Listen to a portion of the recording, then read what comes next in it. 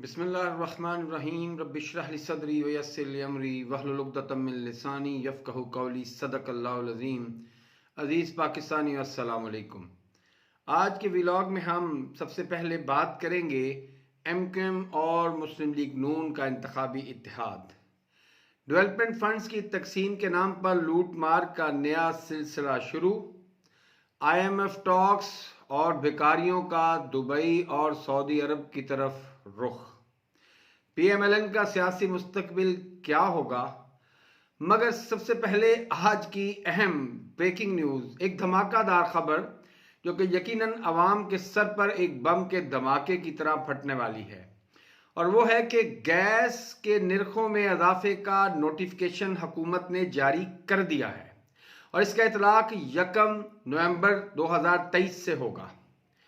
अवाम पर 172% से लेकर 400% तक गैस की कीमतों में इजाफे का बम फाड़ दिया गया है। और उसकी सबसे बड़ी वजह यह है कि जो मौजूदा सरकार है उसका अवाम से कोई ताल्लुक नहीं है। मौजूदा सरकार को ना तो अवाम ने वोटों से मुंतखब किया है और ना ही इनको कोई कानूनी जवाज हासिल है। हकीकत है कि पंजाब और खैबर पख्तूनख्वा में तो पहले ही तकरीबन 6 माह से गैर कानूनी हुकूमतें कायम हैं। आप यूँ कह सकते हैं कि पंजाब और खैबर पख्तूनख्वा पे चंद गैर कानूनी कुव्वतों ने कब्जा किया हुआ है, मगर 7 नवंबर के बाद यानी कि कल 8 नवंबर से वफाक, बलोचिस्तान और सिंध में जो हुकूमतें हैं वो भी मुकम्मल तौर पर गैर आइनी और गैर कानूनी हो चुकी हैं। अब ये हुकूमतें जो भी कदम उठाएंगी वो गैर आइनी और गैर कानूनी होगा, बल्कि वो आइन शिकरी के जुमरे में आएगा।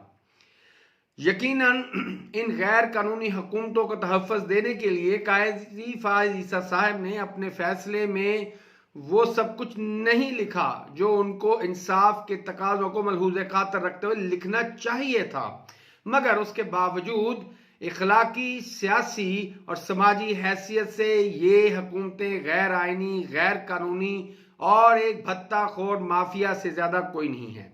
और उसका पहला भत्ता जो वो कौम से वसूल करने लगे हैं वो गैस के कीमतों में भारी भरकम इजाफे से करने लगे हैं।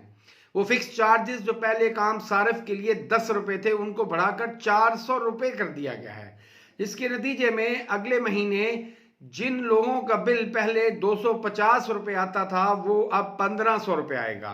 1000 वाले का बिल 4000 रुपए, 4000 वाले का बिल 18000 और 8000 वाले का बिल 29,000 रुपए आएगा। कौम इसके लिए तैयार रहे और अगर वो बिल नहीं दे सकती तो फिर अपने हक के लिए अपने घरों से निकलने के लिए तैयार हो जाए। ऐसे में लूट मार का एक नया बाजार गर्म करने का प्रोग्राम हो रहा है। निगरान हुकूमत ने 29 अरब रुपए के तरक्याती फंड बांटने की तैयारी शुरू कर दी है। जी हाँ, IMF से जो $1 अरब लिए गए थे उसमें से 90 अरब PDM सरकार ने तरक्याती फंड के लिए मुख्तस कर दिए थे, जिनमें से 61 अरब रुपए उन्होंने अपने इक़्तिदार के आखिरी 30 दिन के अंदर अपने मुख्तलिफ नुमाइंदों में तकसीम कर दिए थे। अब बकिया 29 अरब की तकसीम के लिए एक 24 रुकनी स्टीयरिंग कमेटी बनाई गई है, जिसमें PDM नामी चोरों के टोले, पीपल्स पार्टी और चंद अहम शरीके जुर्म ब्यूरोक्रेट्स शामिल हैं। और अब ये 29 अरब रुपए जो कि अवाम के खून पसीने से वापस किए जाएंगे उन्हें तरक्याती फंड के नाम पर न जाने किन लोगों को अदा कर दिया जाएगा। हालांकि इस वक्त ना तो कोई कौमी असेंबली का वजूद है और ना ही सूबाई असेंबलियों का। कौम को इस लूट मार का और इन गैर आइनी इकदामात का नोटिस लेते रहना चाहिए और इन्हें अपने जहनों में महफूज कर लेना चाहिए, ताकि कल जब भी अवाम का हकीकी इक़्तिदार इस मुल्क में वापस आता है तो इन लोगों का एहतसाब किया जाए और इन्हें जुर्म के सजा के कटहरे में खड़ा किया जाए। एक अहम सियासी पेशरफ्त जो कि इंतहाई मज़हका खेज भी है और वो है PMLN और MQM में इत्तेहाद। जी हाँ, एक PMLN और MQM में इत्तेहाद 1990 में हुआ था, जब अल्ताफ हुसैन को मीनारे पाकिस्तान बुलाकर जलसे से खिताब करवाया गया था। मगर फिर क्या हुआ कि 1992 में कराची का मशहूर MQM ऑपरेशन लॉन्च किया गया और तब नवाज शरीफ ही वजीर आजम पाकिस्तान थे। ये वो ऑपरेशन था कि जिसके नतीजे में कराची में हजारों लोगों का खून बहा। MQM के खिलाफ रेंजर्स ने एक्शन लिया, जबकि जवाब में MQM के गुंडों और दहशतगर्दों ने अवाम का कत्लेआम किया। अल्ताफ हुसैन समेत MQM के सैकड़ों अहम रहनुमाओं ने पाकिस्तान से जलावतनी इख्तियार की और लंदन, भारत और दुनिया के दूसरे ममालिक में पनाह गजीन हो गए और आज तक वो वहां बैठकर पाकिस्तान की जड़ें काट रहे हैं। लेकिन MQM शायद ये सब भूल गई है, लेकिन कौम भूलने वाली नहीं है कि 1996 का जो दूसरा ऑपरेशन था वो भी नवाज शरीफ के दूसरे दौरे इक़्तिदार में जारी रहा। मगर इससे सबसे अहम 2014 का MQM के खिलाफ ऑपरेशन था, जिसके नतीजे में MQM को तकरीबन सियासत के सफ़े हस्ती से मिटा दिया गया है और आज MQM 4 सीटों की पार्टी रह गई है और वो उम्मीद की जाती है कि आने वाले इंतखाबात में MQM कराची से वो 4 सीटें भी जीत नहीं पाएगी। और ये जो 2014 का ऑपरेशन था ये भी तभी लॉन्च हुआ जब मियां मोहम्मद नवाज शरीफ वजीर आजम थे। हैरान कुन तौर पर इस वक्त MQM और PMLN इस कदर मजबूर हो चुके हैं कि उन्हें मजबूरन या तो किसी के दबाव में या अपनी मजबूरी के हाथों मजबूर होकर आपस में हाथ मिलाने पड़ रहे हैं। ऐसे में मुझे सन 2010 का वो मशहूर क्लिप याद आता है जो कि सोशल मीडिया पर हर शख्स की पहुंच में है और मैं लोगों को अक्सर बताता हूं कि जातियात पर हमला करना अगर सीखना हो तो वो PMLN वालों से या MQM से सीखें। 2010 में ख्वाजा साद रफीक ने असेंबली के फ्लोर पर खड़े होकर कहा कि अल्ताफ हुसैन को जहनी बीमारी है और लंदन के एक जहनी हॉस्पिटल में जेर इलाज है। उस पर MQM के 25 अरकान कौमी असेंबली, 6 अरकान सेनेट, उन्होंने पार्लियामेंट के सामने खड़े होकर प्रेस कॉन्फ्रेंस की जिनसे उनके बड़े रहनुमाओं ने खिताब किया। उनमें जो वसीम अख्तर का खिताब था वो सबसे नुमाया था। उसमें उन्होंने आले शरीफ के बाप से लेकर उनके बच्चों तक के कपड़े उतार कर उन्हें सरे बाजार नंगा कर दिया और उनकी जिनसी एक्टिविटीज से लेकर उनकी जो जातियात थी सबको अवाम के सामने इंतहाई बेहुदा तरीके से खोल कर पेश कर दिया। और उसके बाद नतीजा ये निकला कि आज तक PMLN में जुर्रत नहीं हुई कि वो MQM के किसी शख्स की जातियात पर उंगली उठा सके। आजकल वो क्लिप बहुत चल रहा है और यकीनन कौम इससे महजूज हो रही है।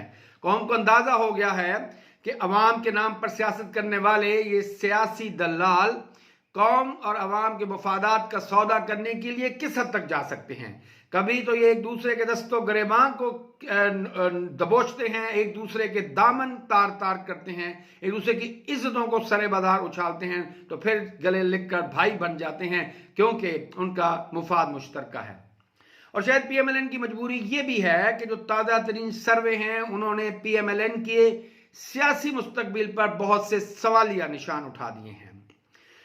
कल हमने पिछले व्लॉग में 5 सर्वेज की बात की। एक इंतहाई अहम सर्वे जो मोहसिन नकवी जो कठपुतली निगरान वजीर आला पंजाब है उसका चैनल है सिटी 41, उस चैनल ने बैलेट पेपर्स के जरिए एक सर्वे कंडक्ट कराया और उनका ख्याल था कि शायद इस सर्वे की मदद से वो PMLN के हक में नताइज पैदा कर सकेंगे। मगर हैरान कुन तौर पर मोहसिन नकवी के अपने चैनल के हेडक्वार्टर में होने वाले इस सर्वे में नून लीग को बुरे तरीके से शिकस्त हुई। न सिर्फ बुरे तरीके से शिकस्त हुई बल्कि यह भी साबित हुआ कि आने वाले इंतखाबात में PTI तो जब जीते ही जीतेगी इंशाल्लाह, लेकिन PMLN दूसरे नंबर की सियासी जमात भी नहीं होगी बल्कि वो तीसरे या चौथे नंबर पर होगी और वो भी पीपल्स पार्टी से खासे गैप के बाद। हैरान कुन तौर पर इस वक्त इंतहाई संजीदा सियासी मुबस्सरीन ये सवाल उठा रहे हैं कि क्या आने वाले इंतखाबात में PMLN और आले शरीफ लाहौर शहर की 14 में से एक भी सीट जीत सकेंगे या नहीं। मेरी जाती राय में PMLN इस वक्त पंजाब के शहरों से एक सीट भी जीतने के लायक नहीं रही। तहम चंद मौरूसी और देहाती हलकों से PMLN चंद सीटें जीत सकती है या चंद हलकों को बहुत बड़ी धांधली के जरिए जीता जा सकता है, वरना हकीकत तो यह है कि PMLN का सियासी सफर इख्तिताम को पहुंच चुका है और आले शरीफ तारीख के कूड़ादान का हिस्सा बनने जा रहे हैं। IMF की टीम पाकिस्तान में मौजूद है और वो पाकिस्तान के साथ दूसरी किस्त के जरा पे बातचीत चल रही है। ऐसे में ये सामने आया है कि तमाम तर कोशिशों के बावजूद अभी भी जो फिस्कल गैप है वो $6.5 अरब का है। IMF ने सवाल किया है कि आप इसको कैसे पूरा करेंगे। इसके लिए बकारी सरकार ने एक बार फिर सऊदी अरब, UAE और कतर का रुख करने की सोचा है कि शायद हमें उन भाइयों से मजीद कुछ भीख मिल जाए, मजीद कर्ज का बोझ हम कौम के सर पर लाद सकें, जो कि मुझे लगता है कि जो इस वक्त मिडल ईस्ट की सिचुएशन है उसमें बहुत मुश्किल हो जाएगा। मैं आवाम को यहां ये बावर कराता चलो नाजरीन कि ये $6.5 अरब का फिस्कल गैप इसलिए है कि इस वक्त पाकिस्तान के जो बैरून वो वतन शहरी हैं उन्होंने इस साल तकरीबन $10 अरब कम भेजे हैं, यानी कि 3000 अरब रुपया पाकिस्तानियों ने कम भेजा है, जिसके नतीजे में ये कमी है। हालांकि हुकूमत ने तकरीबन तमाम गैर ज़रूरी अशिया की इंपोर्ट्स पर पाबंदी लगा दी है, गाड़ियों के पार्ट्स पर, अहम अद्वियात की इंपोर्ट पर भी पाबंदी है, लेकिन इन तमाम कोशिशों के बावजूद इस वक्त $6.5 अरब का फाइनेंशियल गैप है। और उसकी बुनियादी वजह यह है कि आपने तारकीन वतन ओवरसीज पाकिस्तानियों की तौहीन की है, आपने उनका हक देने से इनकार किया है, तो आज वो आपको पैसे देने से इनकारी हो चुके हैं। और वैसे भी चोरों, डाकुओं, लुटेरों, मनी लॉन्ड्रों और बूट चाट कर इक्तदार के वाहन में आने वालों को कोई इज्जत नहीं बख्शता। नाजरीन, सियासत एक गंदा खेल बन चुका है और जिसकी मिसाल पिछले दिनों महमूद अचकजई और अख्तर मैंगल के बयानात हैं और अब PMLN और MQM का गले मिलना है। इन सब का बुनियादी मकसद अवाम के हकूक पर डाका मारना है। ये सब रॉन्ग नंबर हैं। मैं पाकिस्तानी कौम से और अपने नाजरीन से अपील करता हूं कि इस रॉन्ग नंबर को डायल मत करें, वरना आप अपने और अपने बच्चों के मुस्तकबिल को गैर महफूज कर लेंगे। अल्लाह पाकिस्तान का और आप सबका हामी नासिर हो। पाकिस्तान जिंदाबाद, पाकिस्तानी कौम पाइंदाबाद। शुक्रिया, वस्सलाम।